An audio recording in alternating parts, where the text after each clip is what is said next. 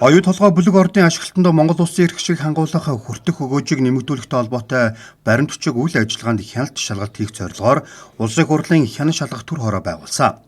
Төр хорооноос нотлох баримтыг шинжилэн судлах нээлттэй сонсголыг 2025 оны 12 дугаар сарын 8-наас 12-нд зохион байгуулж, сонсголын мөрөөр хэрэгжүүлэх арга хэмжээний талаар засгийн газарт чиглэл өгсөн улсын хурлын тогтоол баталсан юм а.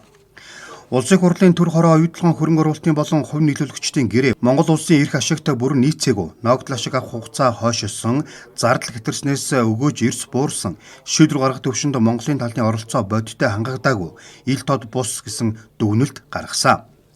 Улсын хурлаас баталсан оюутлогын бүлэг ордны ашиглалтанд Монгол улсын эрх ашгийг хангуулах өгөөжийг нэмэгдүүлэх хүрээнд хийсэн тусгай шалгалт нээлттэй сонсголын мөрөөр авч хэрэгжүүлэх арга хэмжээний тухай тогтоолыг хэрэгжүүлэх алхмуудыг засгийн газрын хуралдаанаар хэлэлцээд оюут толгой хязгаарлалтанд хувьцаат компани хөрөнгө оруулагч Rio Tinto Group-ийн удирдлагуудад хандгаар олжээ. Улсын хурлын тогтоолыг хэрэгжүүлэх үүднээс засгийн газраас томилсон оюутлогын хөрөнгө оруулагчтай хийж байгаа хэлэлцээрийн ажлын хэсгийн бүрэлдэхүүнийг шинжилсэн байна. Оюутлогын гэрээний нөхцөлийг Монгол улсын эрх ашигт нийцүүлэх 34% ногдол ашиг авах хугацааг тодорхой болгож,